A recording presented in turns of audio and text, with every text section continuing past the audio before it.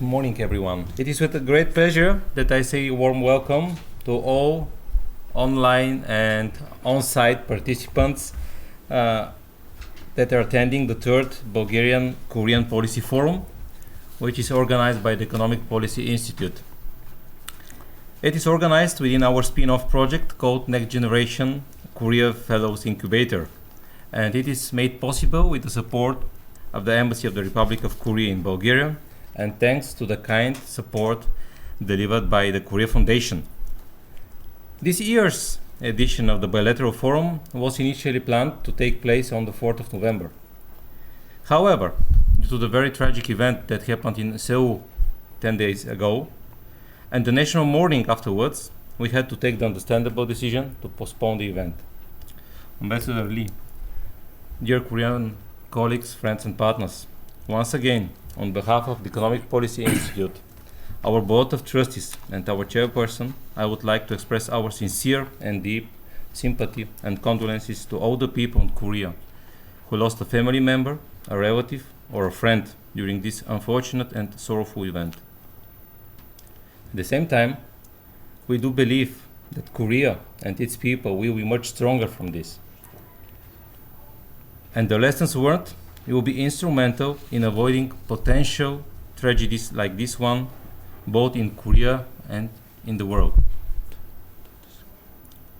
Now, ladies and gentlemen, please allow me to find strength and draw your kind attention to the third Bulgarian-Korean Policy Forum, the forum that brought us together today. The forum dates back to the period 2017 and 2018, when we started elaborating on how to contribute to intensifying the bilateral cooperation. The immediate driver of this intellectual effort was and continues to be our esteemed colleague, Ms. Mariana Trifun. Back then, she returned from a 3-year master study in Korea, and she came to me with the request to pave the way for a cooperation between both countries. And then, step by step, her personal aspiration and all the ideas that she brought from Korea to Bulgaria gradually took shape and turned into reality in 2022, when the first Bulgarian-Korean Policy Forum took place. What is more, back then in 2020, both countries celebrated 30 years since the establishment of bilateral diplomatic relations. And our forum was one of the events that was a real highlight in this anniversary. Leveraging on this, we at the Economic Policy Institute started to pave the way for channeling the existing and ever-growing energy and interest for a bilateral cooperation in order to set up a platform that facilitates the professional exchange between both countries. To that end, we established the Next Generation Korea Fellows Incubator that seeks to identify and empower young and emerging Bulgarian researchers, both from academia but also in the private research sector. To build upon this concept, this bilateral platform provides an opportunity also for a follow-up engagement of its alumni, and also creates opportunities for contribution to topics of common interest to established researchers, academicians, and practitioners.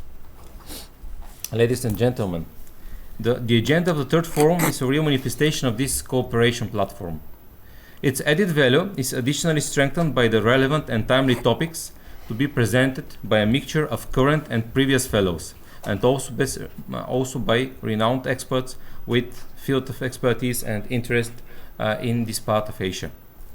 Without further ado, I would like to once again thank to our cooperation partners, and I would like to wish all the participants to be healthy and all the success in making the cooperation between our both countries fit for the future, as the title of our event is. The future, which these days seems less predictable than ever before, and this is why we would like to build upon this cooperation and make it really resilient and sustainable throughout the years to come. I would like to once again thank to all the people, to thank to the Ministry of Foreign Affairs for being with us. And as already mentioned, without further ado, I would like to give the floor to Ambassador Yi for a very short address. Thank you. dobro utro, 라즈밤세 다비비디아. 서울에 계신 한국 분들 안녕하십니까? 반갑습니다. Mr. Yasen Georgiev and Deputy Minister Vasilisa Petranova, ladies and gentlemen, distinguished guests, congratulations on the opening of the third Bulgaria-Korea Policy Forum, Cooperation Fit for the Future. First of all, I would like to express my gratitude to the colleagues of the Economic Policy Institute and Korea Foundation for their effort to organize today's forum. Since the establishment of diplomatic ties 32 years ago, Korea and Bulgaria has built up trust and friendship in various fields. Despite geographic distance, the two countries have a lot in common: brilliant cultural heritage, independent national spirit against foreign aggression, passion for education, and so on. Those common points have served as a basis for us to strengthen our bilateral relations. In spite of all development so far, I believe that the potential for bilateral cooperation has not been fully shown. Thus, there are a lot of room for further development. In this respect, this forum provides a meaningful opportunity for researchers in both countries with great interest and affection for Korea-Bulgaria relations to present their insight, ideas, and suggestions for future-oriented cooperation between two countries. Ladies and gentlemen, the next year, 2033, marks the 33rd anniversary of establishment diplomatic relations between two countries. I hope that this occasion will be a great chance to further advance our bilateral relations in every sphere.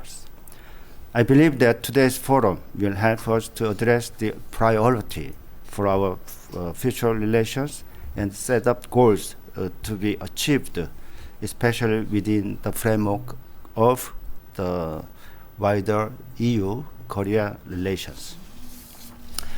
Lastly, a special thanks to Ms. Mariana Trinova, who is also one of precious Global Korea Scholarship alumni, and Ms. Diana Parafanova, my secretary.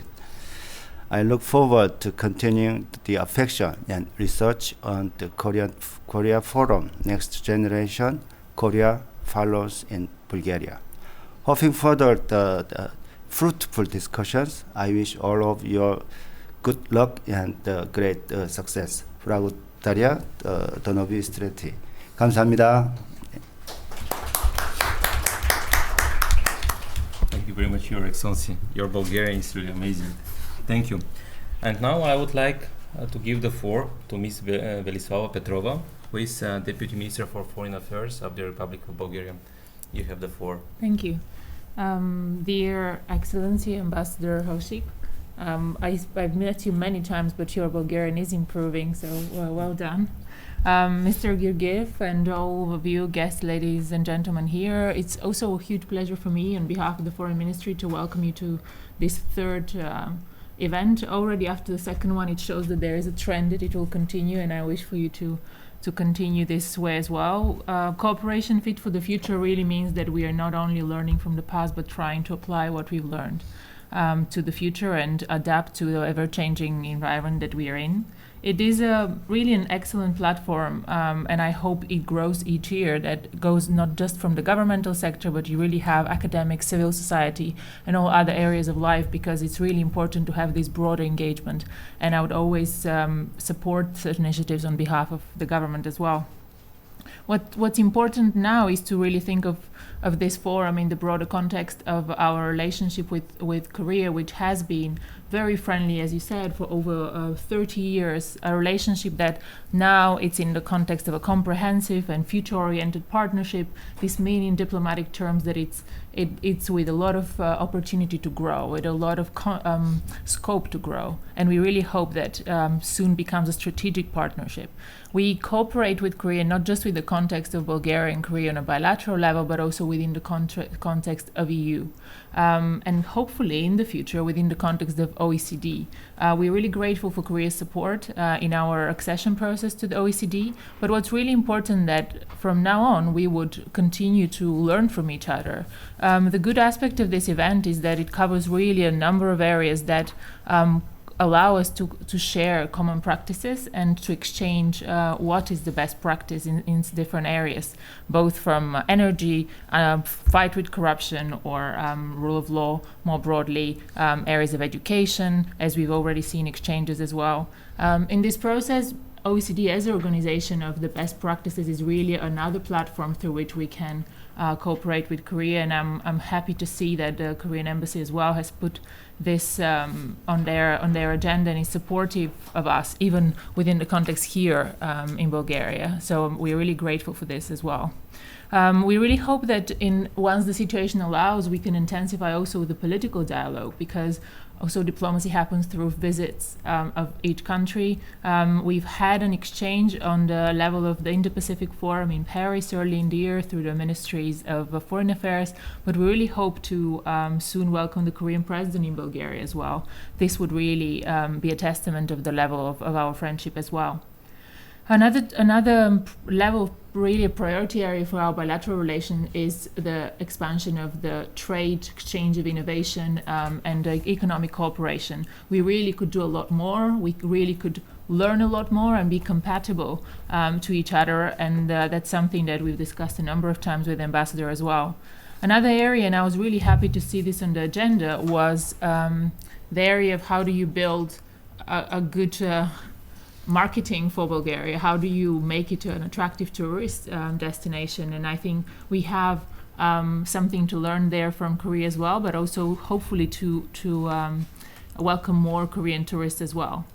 We are working also together for pushing forward the sustainable development agenda and how this could be incorporated into the trade and future investments, whether it's through investment in renewable energy or other of the key pillars of the sustainable development agenda. And there, what helps us is the presence of a free trade agreement between EU and Korea. So really, it's a number of areas coming, really education, agriculture, industry, tourism. Everything is a good breeding ground that we need to work on, and I hope through this fora we have the chance to really exchange at the grassroots level of the people who see the benefit of this exchange. So I really wish you a very fruitful discussion. I hope you grow in size and content each year, and you attract more people to your cause each year, and you'd always. You have the support of the ministry, and I'm sure our colleagues will always be there for you, no matter what the government situation in Bulgaria is. So Okay. Good luck and have a very good discussion. Thank you very much. We do appreciate the cooperation and the support that we can gain also from the Ministry of Foreign Affairs. And to that end, I would like to virtually invite the Bulgarian ambassador to Korea, who will be joining us from Seoul over the internet to address the issue also from Korea, and it will be actually our first online intervention during our agenda. As you can see from it, it is a combination of online and on-site speakers, and this is something that shows that when there's a will to cooperate, no matter what is the distance, we can find ways to speak, to exchange, and to meet each other.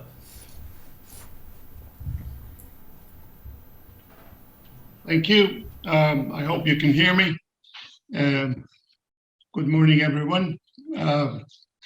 Madam Deputy Minister Petrova, dear Ambassador Lee, dear Mr. Georgiev, ladies and gentlemen, dear colleagues and friends, it is my pleasure and privilege to address today's forum on the cooperation between Bulgaria and Korea.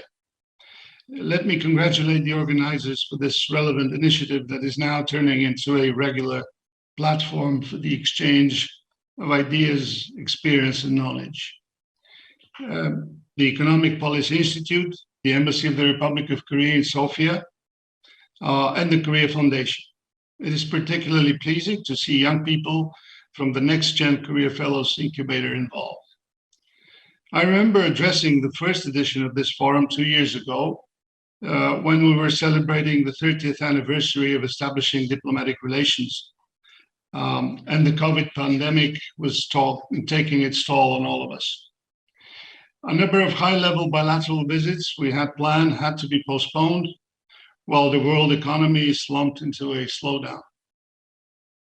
Fortunately, the COVID pandemic is now subsiding in no small way, thanks to the global effort to confront it and to create the tools we need to overcome it. And I believe Korea gave a very good example in tackling the problem both domestically and internationally.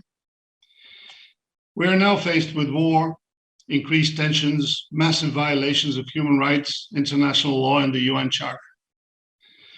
The Republic of Korea is a strategic partner for us because we share the same fundamental values of democracy, human rights, and the rules-based international order. Our nations have come to realize that upholding these values is the only way we can protect our livelihood, our freedoms, and a better future for all. That is why today we are united in the face of major challenges to our very existence. We firmly stand with Ukraine against the Russian invasion and in defense of the UN Charter and the basis of our international order. As an example, I am proud to share with you that in the wake of the aggression, our Honorary Consul General in Seoul, Chairman Kim, made a sizable donation in cash and in kind to the Ukrainian people in its fight for this common cause. Bulgaria and the EU fully support Korea's efforts for peace, stability, and denuclearization of the Korean Peninsula as well. I believe what I said back in 2020 about climate change is still valid today. Addressing the climate emergency and the swift shift to a sustainable green economy based on clean energy is an immediate priority for both Bulgaria and Korea. We need to move away from fossil-based energy and change the way we live and work. If anything, the COVID-19 pandemic has demonstrated that global problems require global solutions. I see a new and vast domain of possible collaboration and joint ventures for Bulgaria and Korea, focusing on investments in clean transportation, green energy, the circular economy. We have the know-how, the technology, and the means to do this. What we need is fast, decisive action to keep our planet and our future safe. To finish on a positive note, let me just mention 3 recent developments in our bilateral relations. Earlier this year, we signed in Seoul the new bilateral arrangement for cooperation in the field of education and culture for a period of 4 years. This commitment will allow us to expand our exchange of students and lecturers and build new bridges between our peoples. Last year, in spite of the global economic crisis caused by the pandemic, bilateral trade between Bulgaria and Korea reached record highs, thus revealing the vast potential I just talked about. Today, as we speak, an exhibition on the alphabets of Bulgaria and Korea, Cyrillic and Hangul, is on display at the beautiful Korea Foundation Gallery in Seoul. And tomorrow, the new president of the foundation, Ambassador Kim Gi-hwan, and I will officiate at this vernissage, yet another example of our constructive cooperation. I wish you an engaging discussion and look forward to a productive outcome of your deliberations. Thank you very much.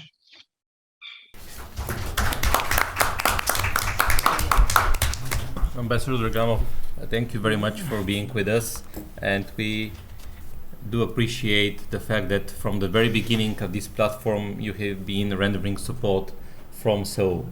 Thank you once again and have a nice evening, because we know because of the time difference you're approaching the end of the day.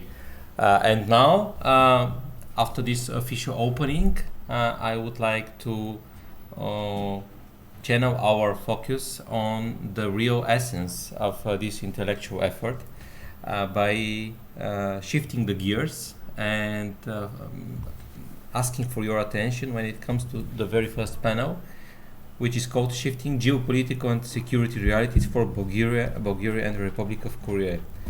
By saying this, I would like to invite here the moderator, Ms. Mariana Trifonova, and all the speakers who will be addressing these issues here from Sofia, but not only from Sofia. As you know, it is a mixed event, and we will be having speakers from basically all around the world.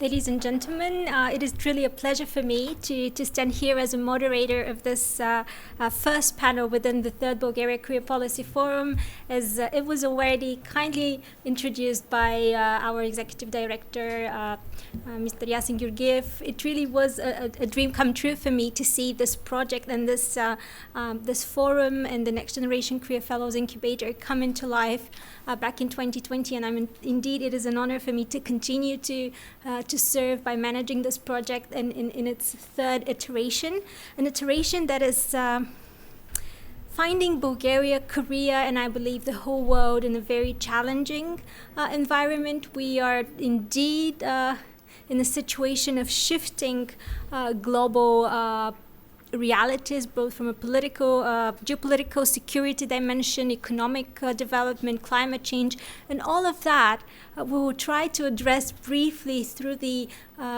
marvelous research that was completed not only by this year's cohort of Next Generation Korea Fellows, but also by our alumni community and some of the very, very capable research mentors that we have employed for this program. So we will start the panel with a video presenting the newest paper by Dr. Elena Tanasova-Cornelis, who is a senior lecturer in international relations of East Asia at the University of Antwerp and professor at the Catholic University of Leuven in Belgium. Unfortunately, she cannot be with us today in person due to the last minute change of the date of the forum, but she has been kind enough to record a video that will present the highlights of her paper entitled Korea Strategy for the Indo-Pacific, the Dilemmas of a Middle Power, because indeed Korea has been building this reputation as a middle power, and the new president Yoon has been talking about Korea as a global pivotal state.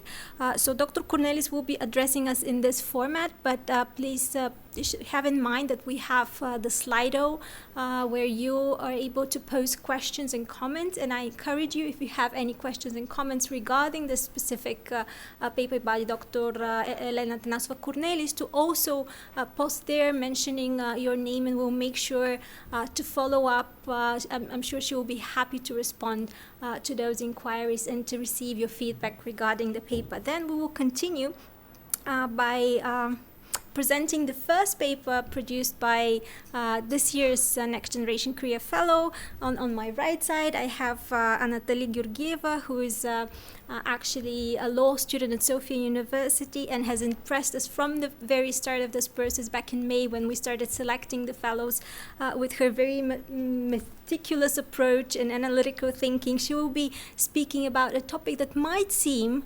at first glance quite, let's say, exotic, maybe even dreamlike, but through her research, we have found out that really there is substance in this proposal for cooperation. So she will be tackling EU and Republic Korea's geopolitical context and defense mechanisms, specifically when it comes to space sector as a modern defense tool. And of course, we'll address shortly where Bulgaria fits within this picture.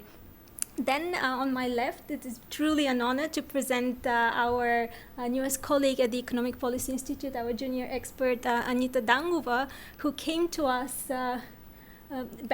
back in July this year, but we have known her since last year because she was actually from the second cohort of Next Generation Korea Fellows when she produced again a fantastic paper on the impact that the carbon border adjustment mechanism that the EU is proposing could affect relations with trade relations with South Korea, and how Bulgaria, as one of the countries that is expected to be heavily affected by the adoption of CBAM, could play a role in mediating this discussion and trying to alleviate the consequences. This year, her paper focuses on EU's open strategic autonomy and, again, the role of Korea in the future of EU-Asia trade relations. And then we will conclude again by presenting a paper from an alumni of our last year's cohort of Next Generation Korea Fellows, Denis Pavlov, who will be joining us online from Busan in South Korea, where he is a student at Dongha University, majoring in global business. And he will tackle also a very important topic about improving the national branding of Bulgaria through recommendation from Korea's tourist and marketing strategy and practices. Because as we discussed, Korea truly is one of the countries that excels at national branding and marketing. And we would like to maybe tap into that potential and see what could be useful for Bulgaria. We start with the video of Dr. Atanasova Cornelis. Distinguished guests, dear friends, dear colleagues, a very warm welcome also from me to this third Bulgaria-South Korea forum. I'm very, very sorry I'm unable to join you live online. So therefore, I have recorded this presentation, and I have the pleasure of presenting a policy paper entitled South Korea's Strategy for the Indo-Pacific, The Dilemmas of a Middle Power, a policy paper which I have specifically completed for this policy forum. The paper will be published by the Institute very soon. I argue in the paper that as a middle power, Korea's dilemma in devising its strategy for the Indo-Pacific reflects the tension between an inclusive and exclusive conceptualization of the region, which in turn is rooted in Korea's dual dependency in foreign policy. So dependency, which is very well known, on the one hand, dependency on China in the economic area, on the other hand, dependency on the United States in the security area. And so the exclusive and inclusive conceptualization of the region, as I explain in the paper, essentially reflects the different perspectives that various key stakeholders, such as the United States, Australia, India, Japan, or the European Union, these are various essentially perspectives that they have advanced. Exclusive conceptualization essentially would refer to Korea supporting initiatives, anti-China coalition building, primarily led by the United States. An inclusive conceptualization, on the other hand, is focusing on promotion of various regional, multilateral economic and security frameworks, Korea's cooperation with various key stakeholders on various issues and in different frameworks, for example, also in unilateral frameworks, with the possibility of opening the door to China's participation, hence inclusive definition. Considering the time constraints of my presentation, I will not be going through in details through the whole aspects of the paper. I will just mention the structure and will focus only on the key policy recommendations. My paper has a first section which looks at Korea's key strategic concerns in Northeast Asia. Then I have the second part, which looks at the evolution of Korea's strategic partnership with the European Union. In the third part, I provide a comprehensive overview of the various perspectives on the Indo-Pacific of key regional and extra-regional players, including the European Union. And then, while providing that overview, I also look at the relevance of the different perspectives for South Korea, for example, by arguing that the EU's approach towards the Indo-Pacific, the inclusive approach, is very much relevant for, or could be as an example seen by South Korea in devising its own Indo-Pacific strategy. Then the section that followed this analysis examines South Korea's own evolving approach towards the Indo-Pacific, with references, for example, to the presidency and the policies of the Moon Jae-in administration, for example, the New South policy, and to the embrace by the current Yoon administration, to the embrace by South Korea of the Indo-Pacific discourse. And then the final section presents policy recommendations. And this is what I would like to share with you now before concluding my presentation. So I argue essentially in the paper that Korea's position as a middle power, which faces this dual dependency dilemma, dictates that its interests are best served by a rules-based multilateral order with a maximum diffusion of power, in other words, prevention of hegemonic behavior, and numerous avenues for engagement with other like-minded countries. So I argue that Korea already has a very stable basis for expanding its role in the Indo-Pacific. So Korea should rely on the established policies and expand those initiatives which make use of economic sources of power, promote multilateralism, and contribute to addressing non-traditional security challenges, including through unilateral formats. So I argue that this will create an environment which is conducive to the realization of Korea's strategic interest, regional stability, economic prosperity, and prevention of hegemony. So in the first pillar, so the first part of my recommendation is entitled Utilizing Economic Sources of Power and Promoting Multilateralism. And here I argue that Korea should use essentially one of the most important sources of its power, which is economic in nature, in particular diversifying economic relations beyond Northeast Asia, something that Korea already has been considering and had started under the Moon Jae-in administration with the New South policy. But I argue that this has to be even more reinforced and increased. And I also argue that Korea should strive to deepen its alignments with other middle powers in the Indo-Pacific in order to mitigate that the dual dependency dilemma on the United States and China. Some of the specific policy recommendations, in particular with regard to the EU, and I think these are most relevant in the context of today's forum, is that Korea should consider signing a connectivity partnership, considering South Korea's great interest and potential, of course, in contributing to infrastructure development. That's one. And second, a digital partnership also with the European Union that will reinforce interoperability of digital markets and policy frameworks, and in this way will facilitate essentially digital trade between the EU and South Korea. There have been already steps in that direction, I think initiated by the European Union. So essentially, I think that an Indo-Pacific strategy of South Korea should really focus on these two elements: connectivity, for example, based on the connectivity partnership that the EU already has with Japan. That could be an interesting model. And a digital partnership, for example, the recently concluded with Singapore partnership between the European Union may serve as a model. I also argue that beyond the specific multilateral economic frameworks, Korea should focus on strengthening security and defense coordination, in particular with middle powers, such as, I give examples in the paper, Indonesia, Australia, and this within the already existing multilateral forum, for example, ASEAN Regional Forum and ASEAN Defense Ministers Meeting Plus. And then the second pillar, which I focus in my paper, this includes a greater attention by Korea to security, in particular non-traditional security issues, and minilateralism.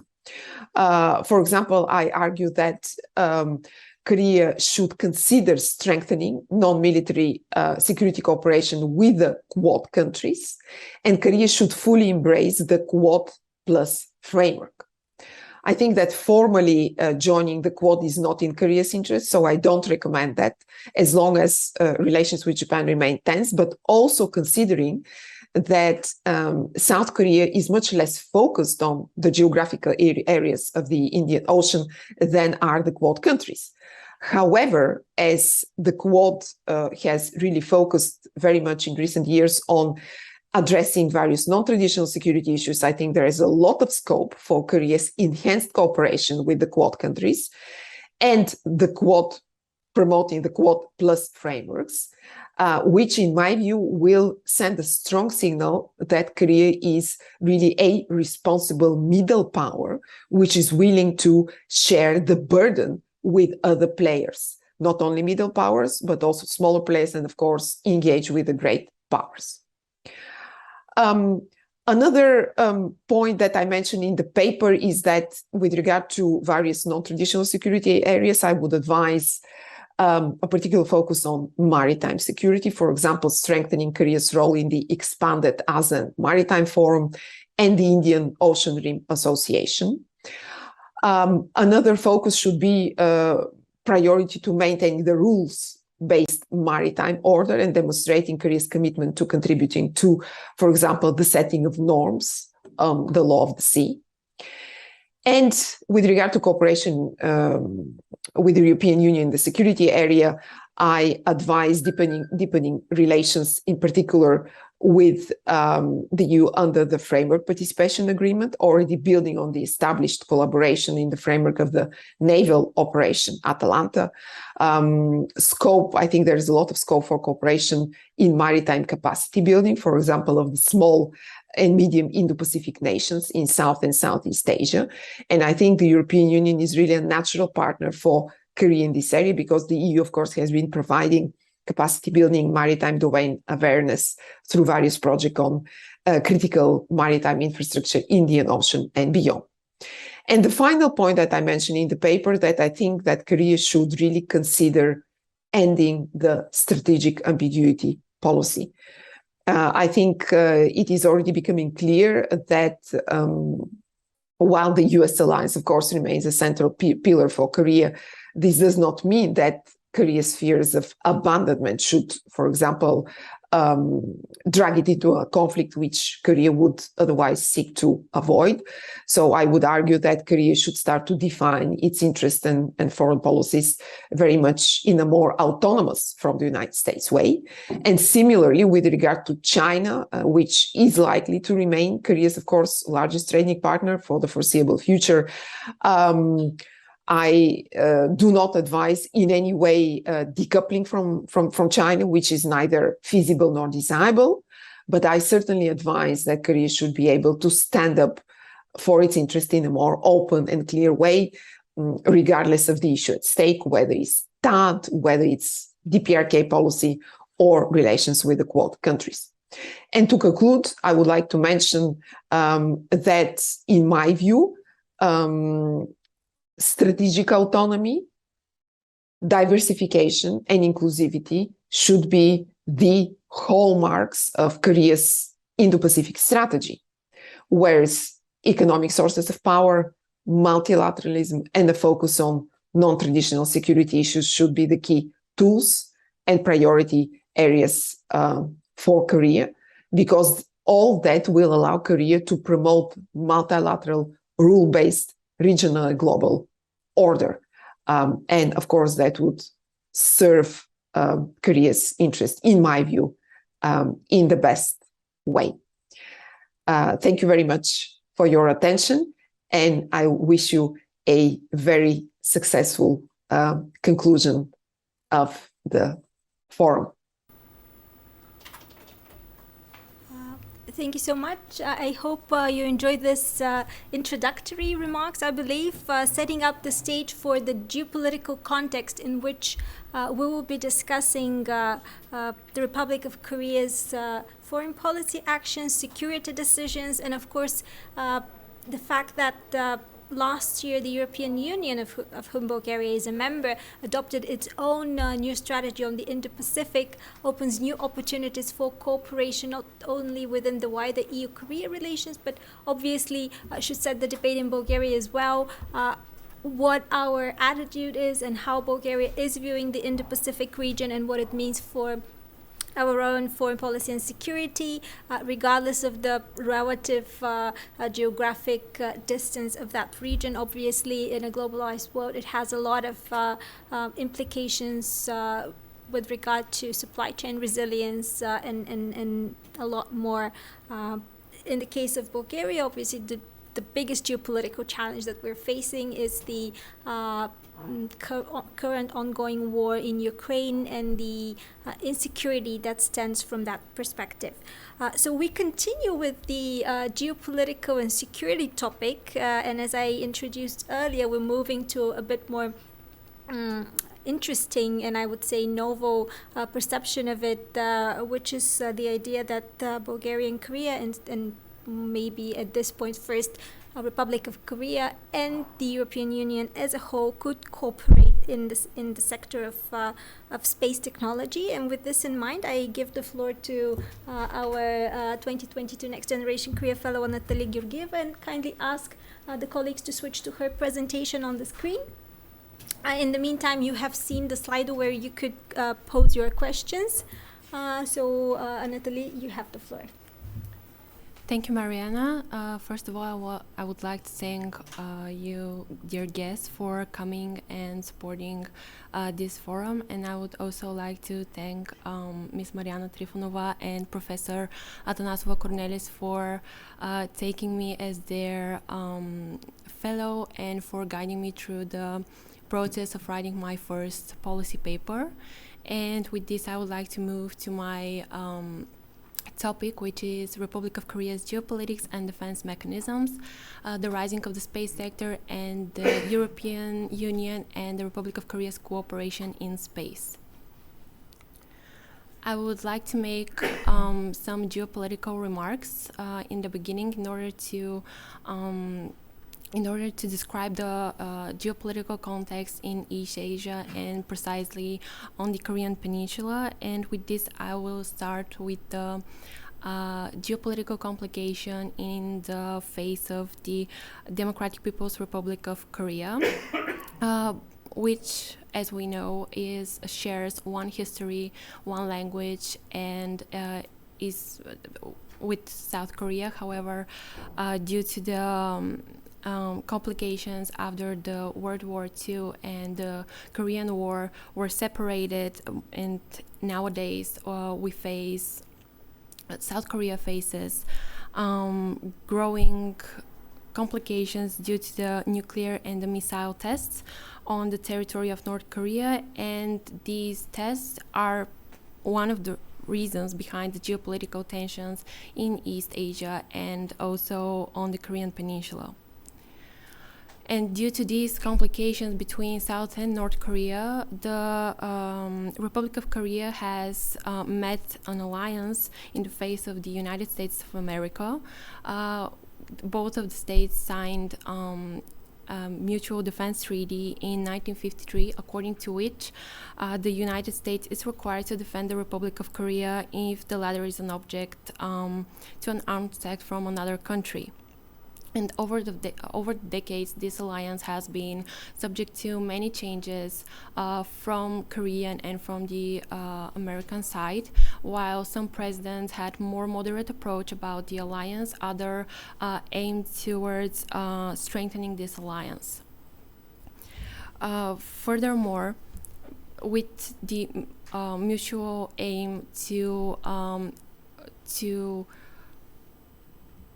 while oppositioning to North Korea's actions, the United States and South Korea also found alliance in the face of Japan and formed a trilateral cooperation between the U.S., Japan, and the Republic of Korea, which aims towards the denuclearization of North Korea, joint military trainings, and sharing intelligence information. in the sense that we are talking about East Asia, the last piece of this geopolitical puzzle is the People's Republic of China, which is the biggest trade partner of the Republic of Korea. It is also a link between the South Korean and North Korean diplomacy, and is a leading power in East Asia and worldwide. And the South Korean foreign policy has been focused towards flexible approach in regards to China due to its importance in possible future negotiations for peace treaty between the South and the North. With these geopolitical remarks, I would like to move to my essential point in my policy paper, which is the space development in the defense sphere. And the space development is linked to the space economy as a growing sector in the budgets of each state. And as you can see from the graphics here, the rise of the space economy in recent years has been almost twice the rate that it was back in 2016, and it's expected to go up to $6,050 billion in 2030. The outer space has been used for defense. It has been used for defense purposes ever since the Cold War. And the Republic of Korea has started to develop its own space program in the early 1990s, which is almost 40 years after the main space actors began their spacefaring missions. However, the program of the Republic of Korea has been precisely planned for military and defense purposes, and it includes cybersecurity, which is a growing problem nowadays due to the fast development of the space technologies. This is precisely why the Republic of Korea space program and the high success of the projects that have been conducted by the Republic of Korea have pushed the state towards the leading space faring nations, and the international community has recognized the Republic of Korea as a leading space development country. It is worth noting also that the Republic of Korea's success rate and the success rate of some states of the European Union are similar, and therefore the development that we are talking about in the present policy paper is almost identical. And with this, I would like to move towards the space agencies of the European Union and the Republic of Korea. And first, I would like to point your attention to the structure of ESA and CARI. ESA's characteristics.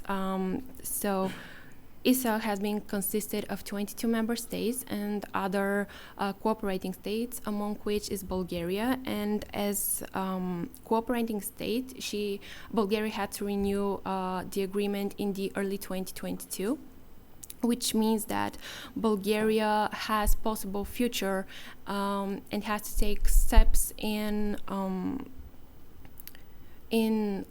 signing membership agreement for the European with the European Space Agency, as it would be beneficial not only for the national space program but also for the private actors who are residing, who are conducting space activities from the territory of Bulgaria.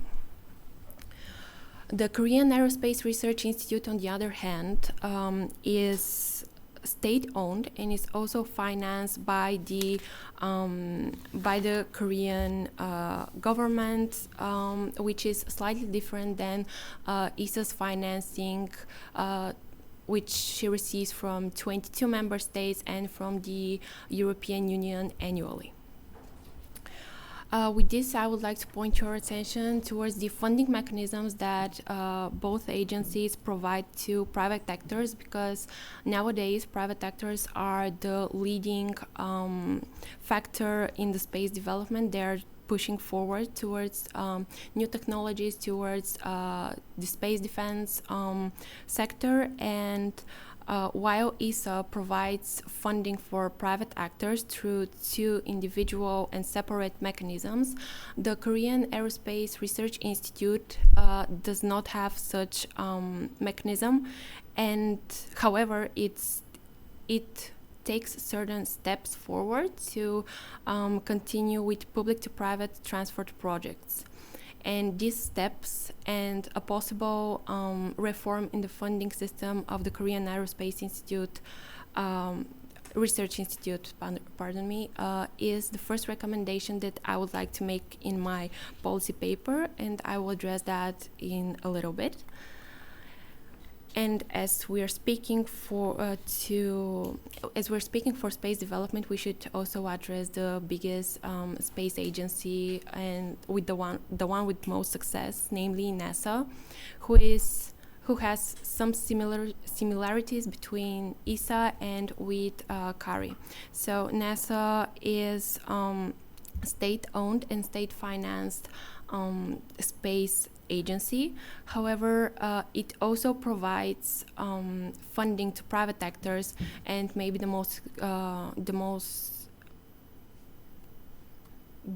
example that I could give you right now is the finance that SpaceX is receiving from NASA for their lunar mission.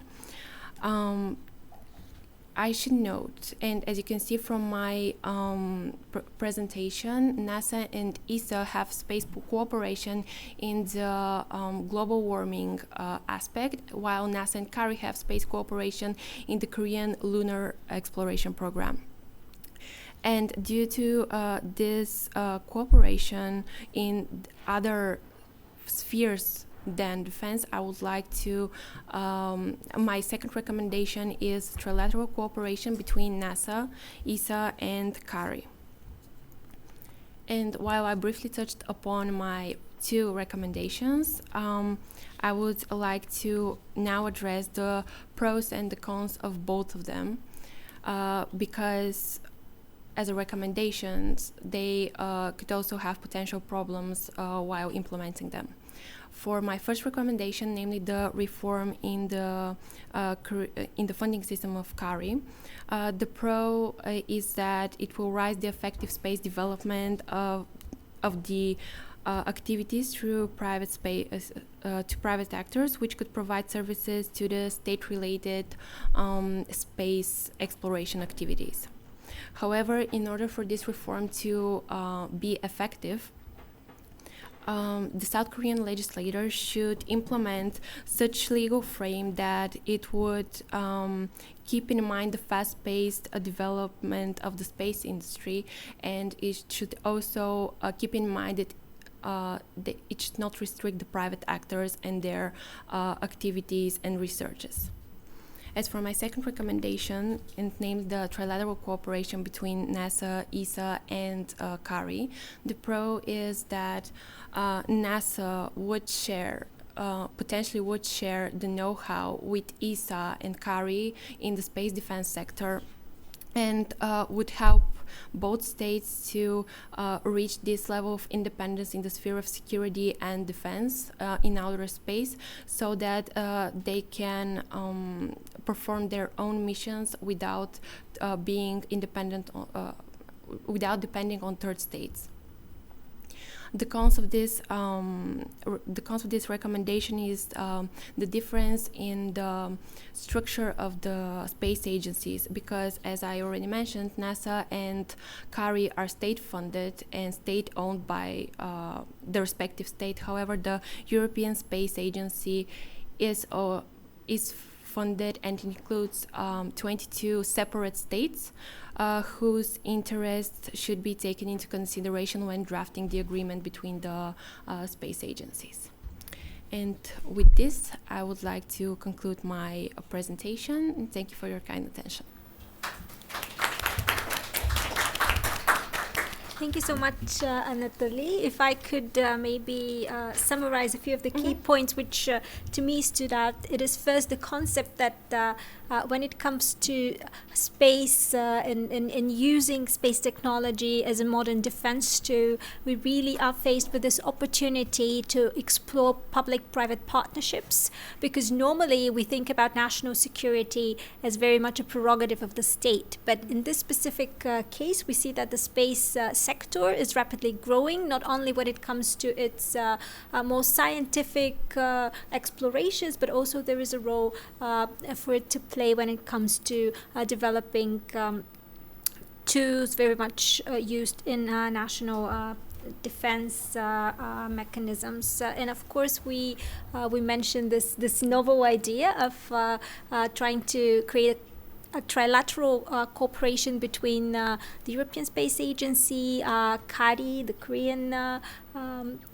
Airspace Research Institute, and NASA being the largest such national body that obviously is quite active and have a huge budget. And I really congratulate you on highlighting both the similarities and the differences between the three organizations, because it makes sense to analyze what are the pros and cons of such cooperation. And maybe it's also important to mention that Bulgaria specifically could benefit from this idea of investing more in the private sector and giving, let's say, the tools to the private sector to really step up its game and participate more actively, because we already see that the space technology sector in Bulgaria is very, very small but vibrant. We have already the positive example of Endurosat as a company who is progressing in that field, and Bulgaria, although not a member of ESA, has been able to benefit, and there are currently ongoing let's say programs for funding of private companies, startups, but also academic and research institutions within Bulgaria that could work on space technology, and this technology could be incorporated in future partnership, even in these international frameworks with Korea and with KARI and with NASA. And obviously for the Korean space sector, we see that for highly innovative country like Korea, it makes a lot of sense to also consider the role of the private sector within this process. Now we move on, staying again on the platform of maybe EU-Korea cooperation a bit more than specifically on Bulgaria. We will focus more on trade relations, and specifically with regard to EU's open strategic autonomy concept. And with this in mind, I give the floor to our junior expert, Anita Dangova. Anita, you have the floor. Thank you, Mariana. So trade relations are my specialty because I studied master's degree in the international trade law. So I think working on such a topic, and similarly last year, as Mariana mentioned, I worked on the CBAM topic from the perspective of the EU-Korea trade relations and also the Bulgaria-Korea trade relations. It's been an honor really to work on these topics and to be able to contribute to the future development of the relations between Bulgaria and Korea. So this year I was working on a discussion paper, so it's slightly different from the policy papers of our Next Generation Korea Fellows. The idea of this paper is to really provoke a discussion on how the EU should approach the Asian countries or countries that are participants of the Asian Union. And why did I decide to work on this paper? I think that the EU and Korea have one of the strongest relationships, I would say, and Korea is really one of the most precious EU partners in terms of trade and not only. And I think that we can really apply a variety of best practices from these trade relations when we approach, as a European Union, when we approach the Asian countries and building strong trade relations with them. So the title of my discussion paper is The EU's Open Strategic Autonomy and the Role of the Republic of Korea in the Future of the EU-Asia Trade Relations. And it's basically divided into two main parts. So in the first part, I discuss what is the open strategic autonomy, why does the EU really need it, and how recently the EU is trying to secure this open strategic autonomy, which is why I'm addressing also the anti-coercion instrument. I'm not sure if you've heard about it. It's an instrument currently in progress. When I was working for the Council of the EU, I was part of the working party which was working on this instrument. It's still in a work in progress, but it also raises a variety of discussions. So I decided to address it because some people believe that it's going to be the only defense in which we can secure the EU's open strategic autonomy. But in this paper, my argument really is that it is not the only option, because the EU is really strong in communication and dialogue. So I think that having a sanctions-based mechanism when we speak of our trading partners, it's not a good approach that the EU will benefit from. And the second part is then essentially referring to the EU's interest in pursuing trade relations with the Asian countries, and then the best practices that the EU can apply from its relationship with Korea so far in pursuing these relations. Essentially, so as I mentioned, these are the two main parts. Of course, the discussion paper has its different subparts as well, but I decided not to address them specifically because, when we publish them on our website, we can to have a look at them more in detail. So how the EU Commission actually defines the open strategic autonomy, it's a concept, as you can see on the screen. It means that we have to cooperate multilaterally wherever we can and act autonomously wherever we must. So we have to be open to trade, but then we also have to have the defense. And this open strategic autonomy is recently really, really important for the EU.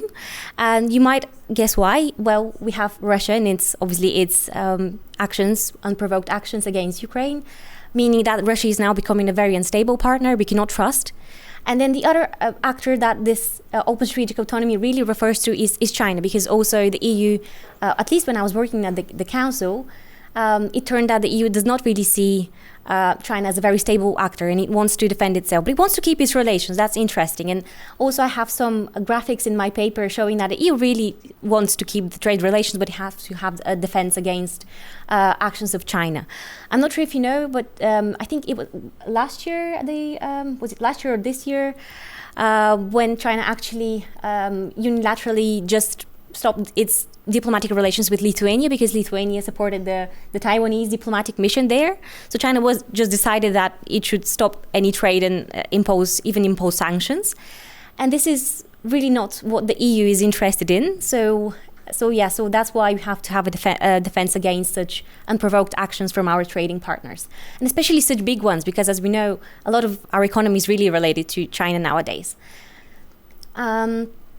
So now, turning to the EU presence in Asia overall. So on this graphic, you can see that the EU is really interested in pursuing trade relations with countries that are part of the Asian Union. As you can see, that the trade is being gradually increasing.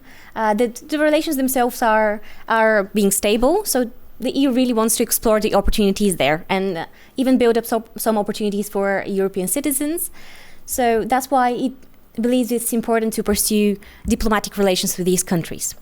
And actually, just from a historical side, it started its diplomatic relations. It pursued certain negotiations from, in 1977, I think it was, and then at a certain point, the negotiations were forestalled. They could not progress. So what the EU decided was to pursue some individual negotiations with the countries which are belonging to the Asian Union. So I've put the countries there, so you can see some of them: Brunei, Cambodia, Indonesia.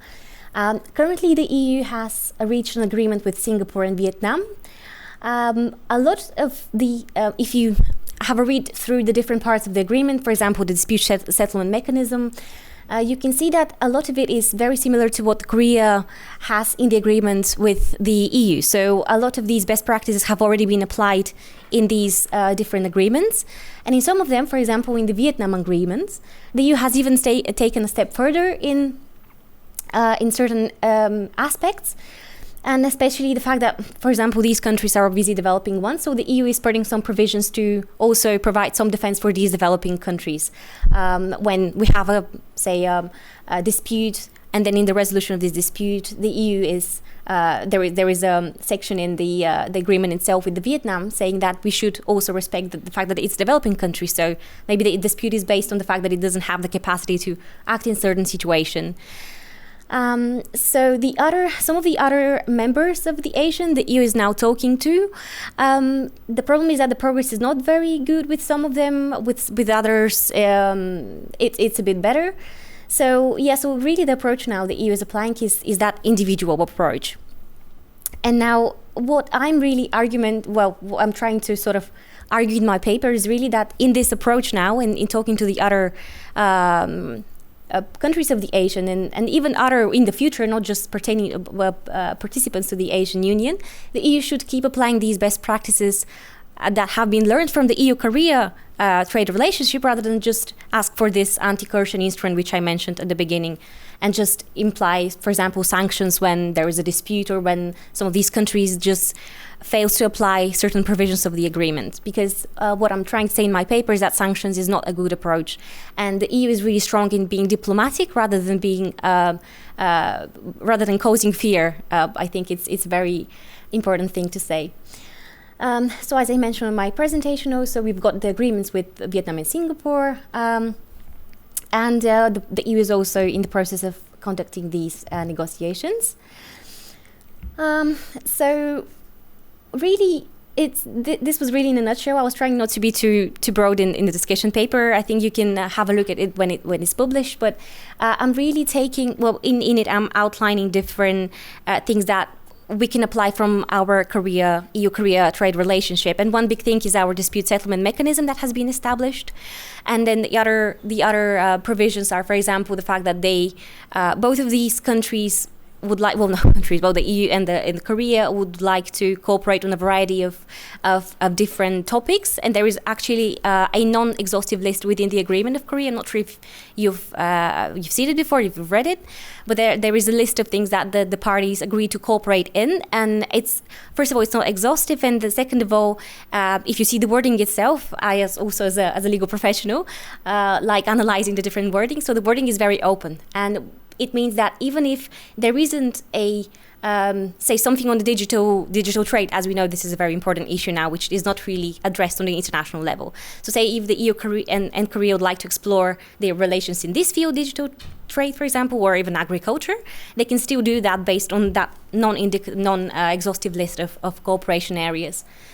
And so in a nutshell, really, I suggest that the EU keeps that approach, and that the anti-coercion instrument, it could consider it, but then it should really be something to be used as a last resort, because the EU, as I'm trying to really impose in my paper, is very strong, and it's being known as a stable partner because of its cooperation approach and being a very good communicator, rather than someone who wishes to win through fear, for example, as we know for other trading partners of the EU. So I'm open to questions if you have any, and that is all from me at this point. Thank you. Thank you so much, Anita. Again, let me remind you that you could pose already your questions via Slido.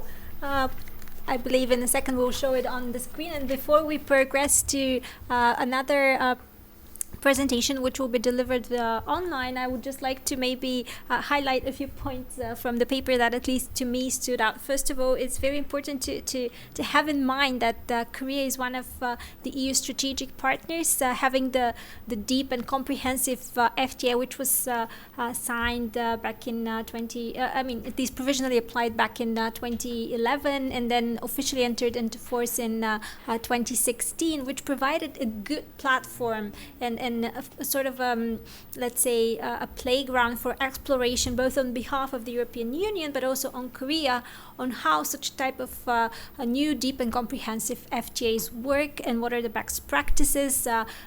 Through review, some tweaks have been made, and this really is important so that we could apply the lessons learned, apply it to other countries in Asia with which the European Union would like to cooperate stronger on trade. And obviously ASEAN, the countries of ASEAN have been at the focal point of this interest for a while now. Indeed, whenever we talk about the free trade agreements, we always have this academic but also practitioners debate, discourse on whether multilateral approach or regionalism should lead the way. But the European Union is formation that by design excels at multilateralism. However, we see that in the current environment, regional approach is becoming more and more common, and we do hope that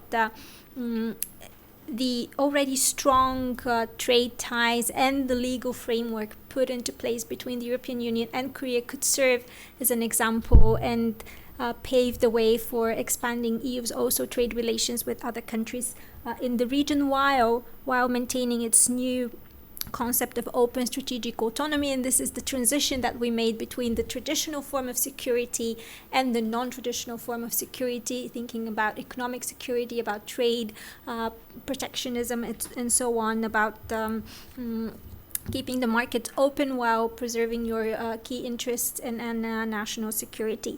For now, I think we wrap this up, and we look forward to your questions during the Q&A. And then I believe we already have connection with Denis Pavlov from Busan. If we could connect him on the screen, please. Denis, so nice to see you and to hear from you. Thank you for joining us from Busan, South Korea. It is a pleasure because, as I introduced in the beginning, Denis has been also last year's Next Generation Korea Fellow, when he did a fantastic job presenting a paper on how the European Green New Deal could serve also as an example for the European Green Deal could serve as an example for the Korean Green New Deal, and specifically he focused at the time on the offshore wind energy and renewables, because obviously we live in a world where energy plays a huge role. So that was his contribution last year, and in the next panel we will continue the topic of energy security and potential cooperation between the European Union and Korea, between Bulgaria on topics of energy security.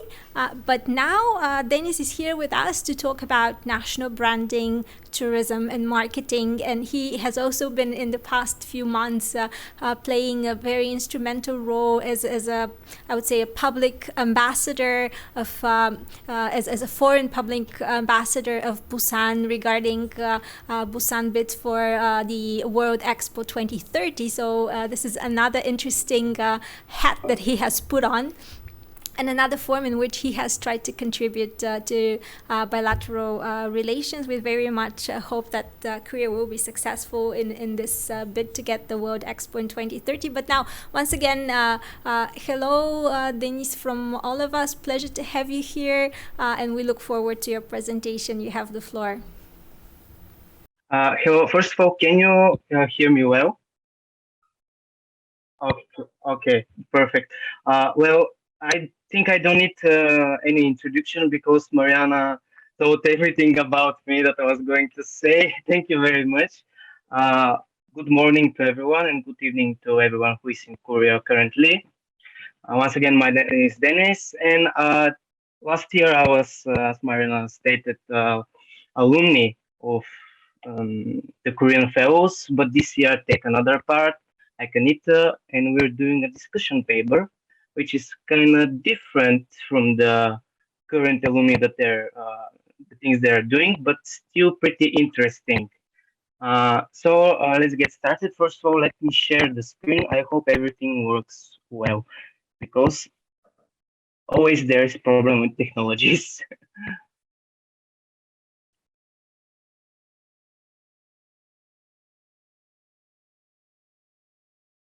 Yes, 1 second.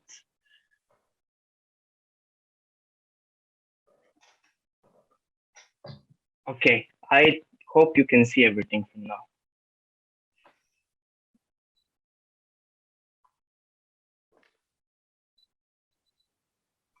Okay. So the topic that today I'm going to talk about is the national branding of Bulgaria and what Bulgaria can learn from Korean practices. So let's begin. First of all, I'll go a brief introduction of why I'm doing that kind of research paper, more like a discussion paper, why it's important, what's the current problems that Bulgaria and especially the tourist sector has, and what can Bulgaria learn from Korea and what kind of practices we can implement to hope to improve our country's image towards the world. So, first of all, why we must put emphasis on the national branding. Branding usually is a word and a concept of the business sector, the business management, and especially the marketing side. But in the recent years, there is a new trend, especially in policymakers, to see how can we use the business practices and implementing them in a national level. And this comes the national branding that was created from Simon Anholt, independent policymaker in the early 20s. He stated that a country can be viewed like a business entity and can perform the almost the kind of uh, similar kind of work as a business do. For example, the marketing part, how a country can present itself to the world. Uh, why it's important? Well, in this global stage that we live in, globalization is improving way faster than we can imagine, and many countries starting to compete each other on the world stage.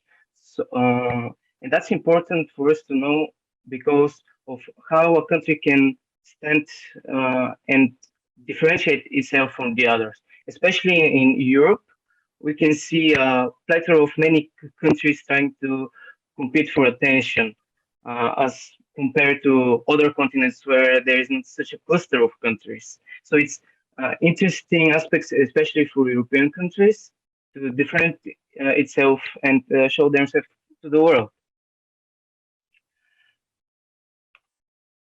Also, the national branding is closely related to the national identity, and I can state that those two are intertwined. Once the national identity is high, the national branding is also high, and vice versa.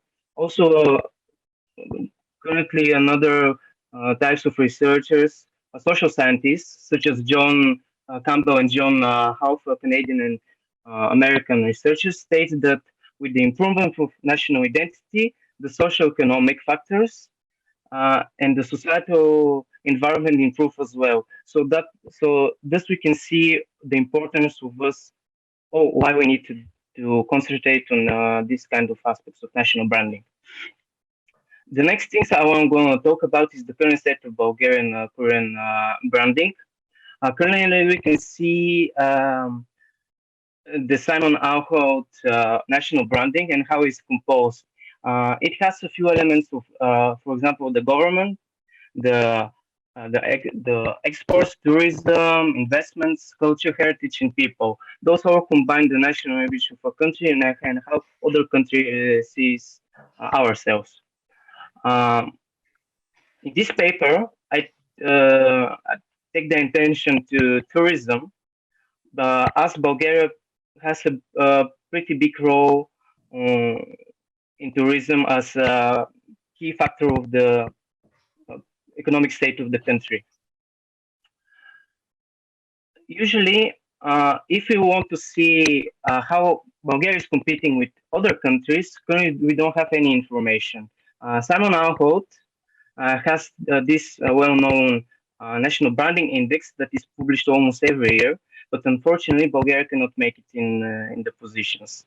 We can see of Korea that the country is performing really well and steadily has one of the top 10 places in the world of national branding. But unfortunately for our country, we don't have any information. However, in my research paper, I give example of how we can see and examine what kind of level we are. But this I will leave it for later in order to pique your curiosity. The other part in the discussion paper I was going to talk about is the Bulgarian tourism marketing strategy as a hindrance for the improvement of the national image.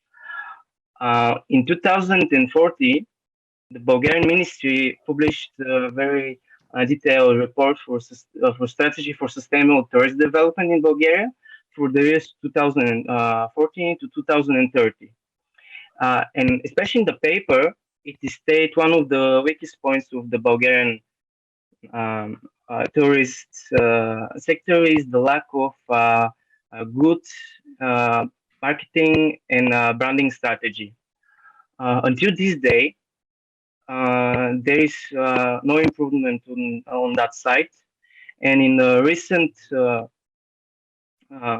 report, again for the same paper in 2016, those hindrance are stated again. However, due to political instability, as we pretty well know in Bulgaria, there is little of no improvement. Why Bulgaria should benefit from such strategy is explained in the next parts. As I stated, Korea is doing pretty well if you see by the Samarahot National Branding Index. And if we take in consideration the tourism, in the recent years, with the start of the Korean wave, Korea is experiencing a pretty big surgence of interest in the country, in the tourism especially. In the recent study of the Korean Tourist Organization that is concluding marketing strategies for the country tourism, branding strategies, and so on, it stated that almost half of the people who visit Korea at one point of their life had experience with its culture. And why I mention culture? As I state in my discussion paper, Korea is a big cultural export country. By every year, we can see the influence of the Korean wave on cinema, movies, and music. Why this is important is with this cultural export, Korea is putting tourism in their country. For Korea, the cultural export works as a national branding image. Not only this, but the Korean Tourist Organization in 2014, almost the same year when the Bulgarian government published its paper for the sustainable development, the Korean Tourist Organization published a strategy on how Korea should improve its brand and image and market itself. Until this day, Korea stayed the same slogan, Creative Korea. And with this slogan and branding, it develops its tourist strategy and practices. Also in the paper, I state some interesting side practices that the country do is not directly connected with the tourist organizations, but one of them that it is the recent project of the Korean Tourist Organization, which is Feel the Rhythm of Korea. Those are short music videos that pretty well grabbed the attention of whole YouTube in the last years with its extravagant music videos featuring every part of the country, every city. Recently, there is collaboration with the big popular group BTS with the Korean Tourist Organization, and for the last 2 weeks when the first video was published, it had almost 40 million views. With such projects, we can see how those kind of practices works as a sales funnel, as we call it in business. First, Korea makes a big awareness of itself and slowly trying to convert its customers to tourists. Another one is an interesting part of for the World Expo 2030. Currently, many people probably don't know, but Korea is trying to take the bid to the host of the next World Expo in 2030. Still, there is no announcement who is chosen, but the fierce marketing and promotion is going pretty well in Busan, as I'm currently living here. Um, the whole municipality, with the help of the Busan International Foundation, make an initiative of recruiting foreigners living in Busan to promote in their countries abroad the why Busan should be the host and what are the benefits for this. Currently, I'm such kind of participant in that program, and we're almost 108 people participating from various countries. For potential practices, one of the most of the last parts I want to state, I want to focus mainly on the Bulgarian needs to establish a first national tourist branding strategy as Korea did in 2014, and especially make administration a body that only the focus of this body is to promote Bulgaria and especially the tourism of Bulgaria. As we pretty know that tourism of Bulgaria takes a pretty big chunk of the national GDP. So first of the recommendation I can give for discussion later is for establishing a marketing and branding strategy, establishing a body. Also, Bulgaria can try to mimic the example of cultural export and start promoting its culture abroad, and especially the neighboring countries, as it's one of the first steps to do that.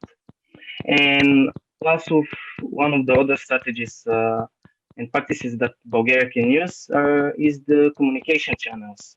As we seen, those promotion videos feel the rhythm. They are done by the Korean Tourist Organization, and they are public, and they were shared in very kinds of media, Facebook and YouTube.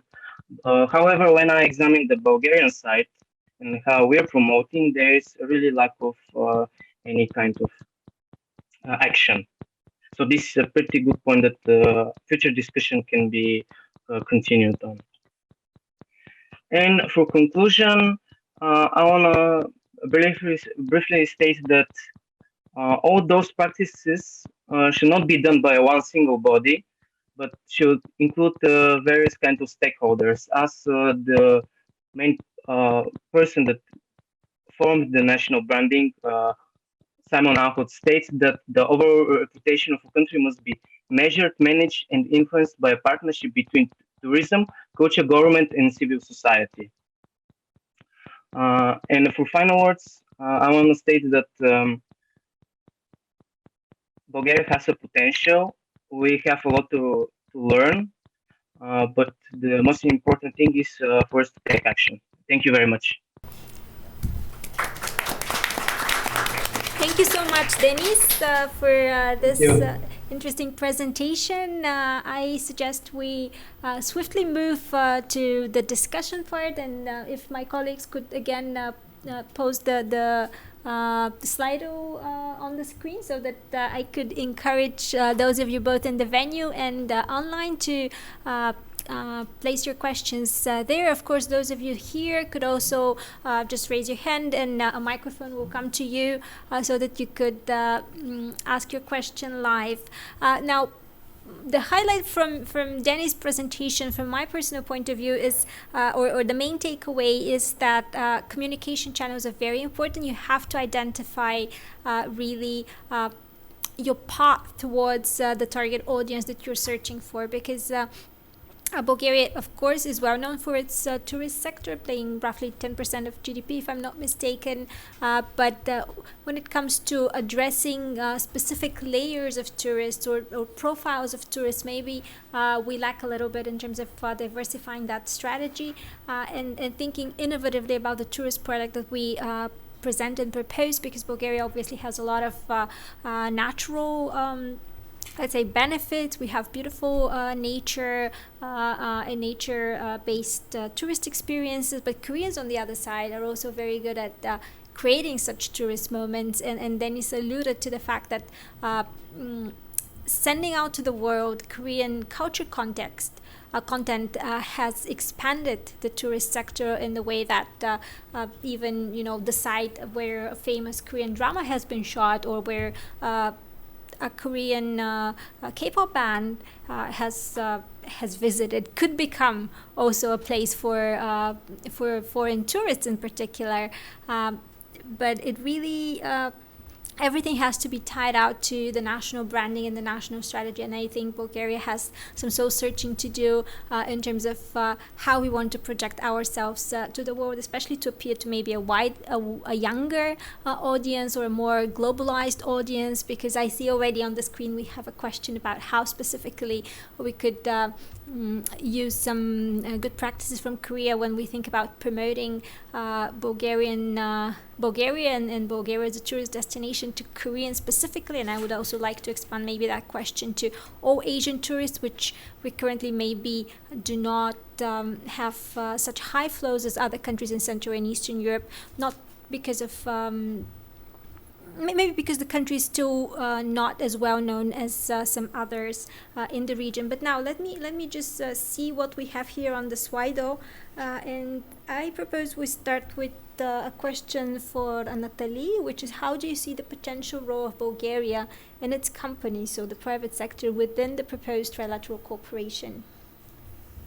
So first of all, I would like to thank for this question. It's really relevant for the current paper that I wrote. As I already stated, Bulgaria takes part in some of ESA's project, and currently, as Mariana also stated, is in the talks for receiving funding from ESA.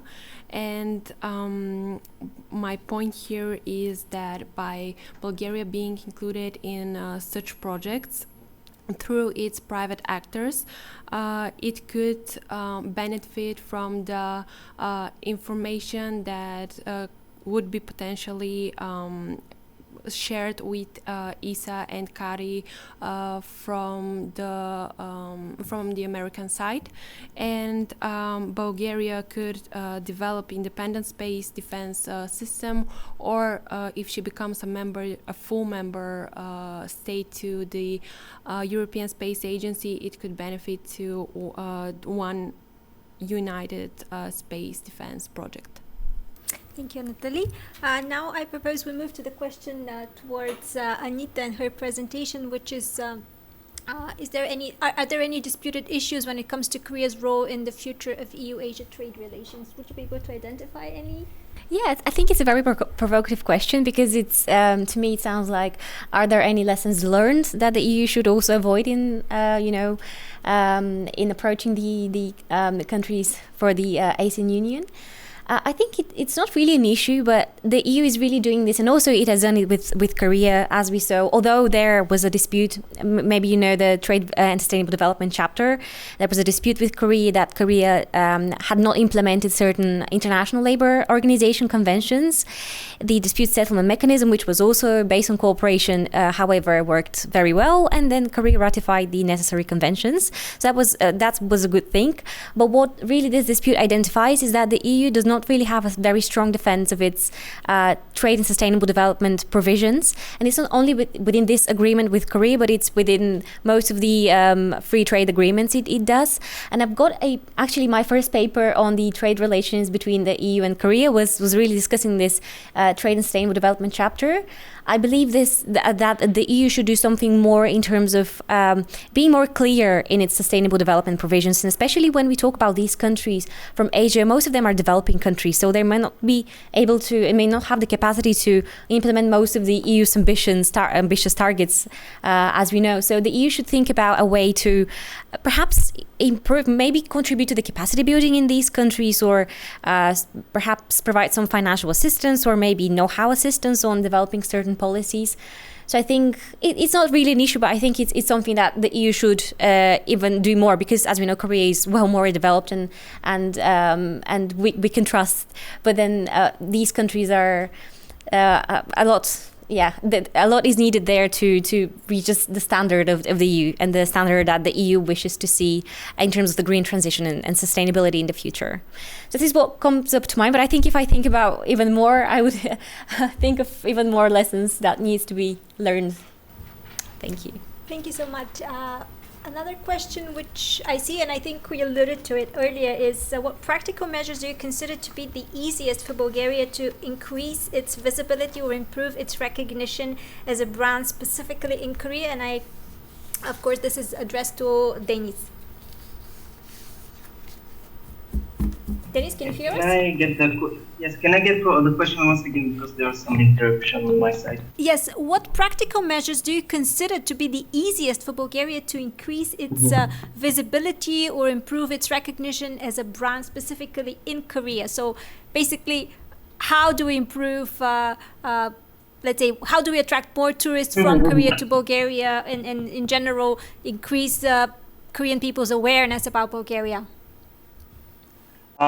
Well, first of all, this is pretty hard question to answer, to be honest, because attracting tourists is not pinpointed on one single thing.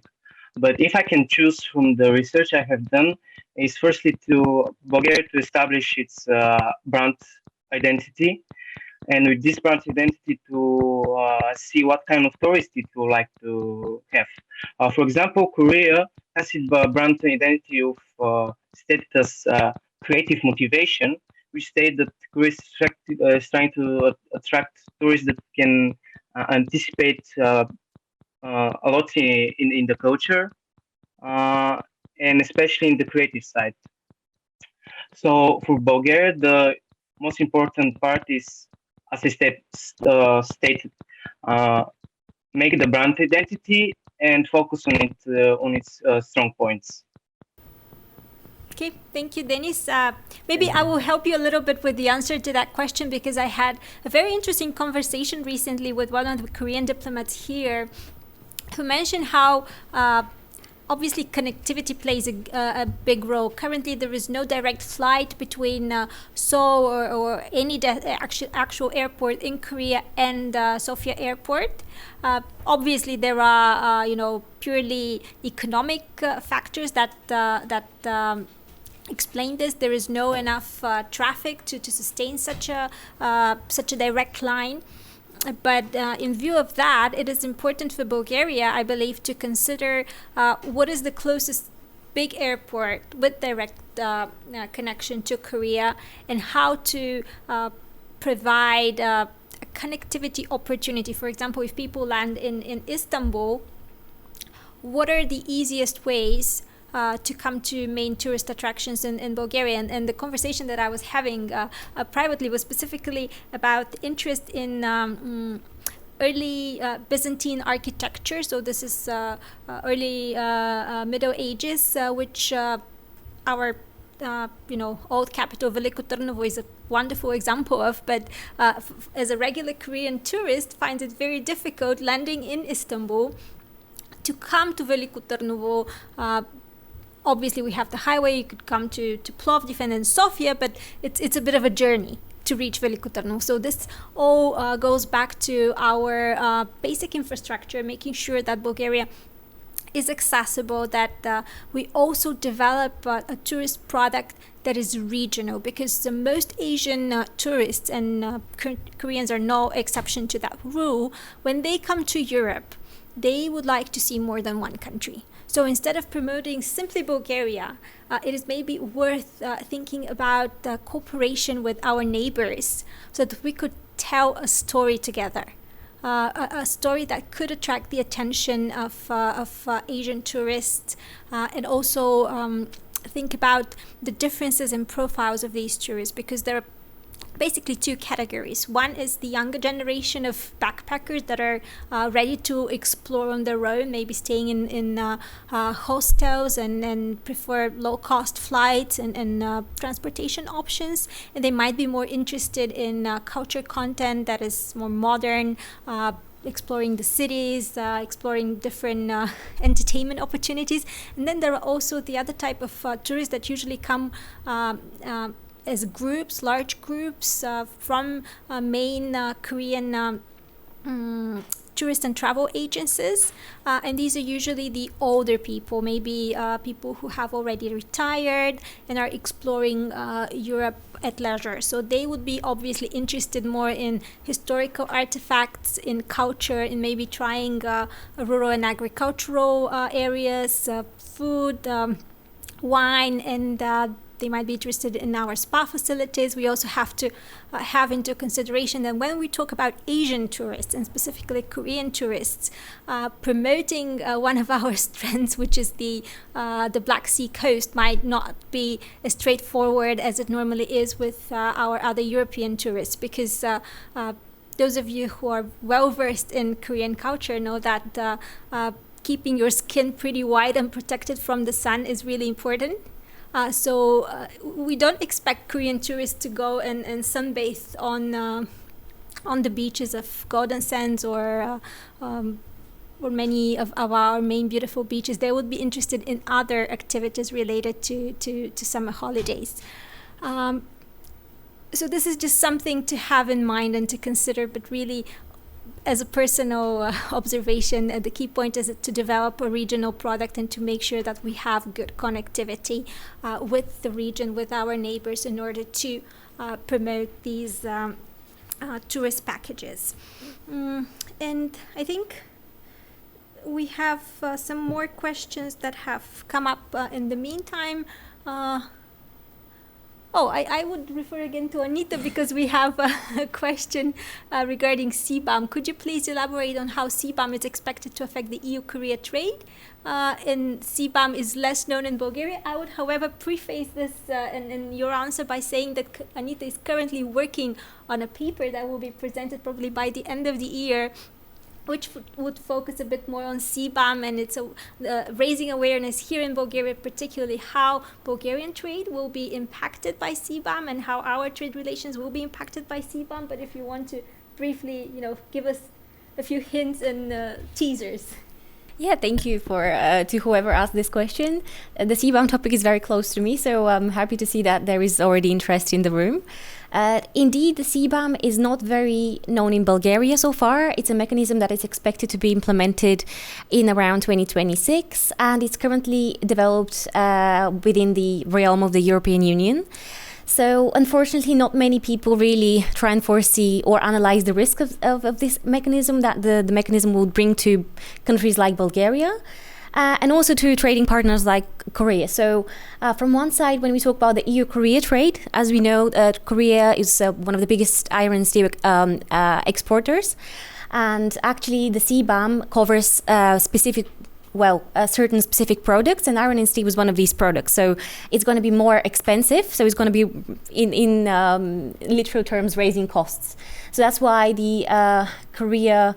that's what will affect the EU-Korea trading relationship in terms of that product, iron and steel. I think it would be better to perhaps go on our website and see a bit more on this, because it would be very difficult to explain. But the simple logic is that there is that product, iron and steel, which is coming out of Korea, and it's going to be more expensive now to be exported, really, and imported in the EU. And then about Bulgaria, so we, from the European Union, we will be the country which is going to be the most affected one, because we still do not have that green production of, again, these products that are covered by the CBAM. Energy, exactly, yeah. So energy-intensive products. So it's going to be what we are going to be very, the most affected one out of the EU countries.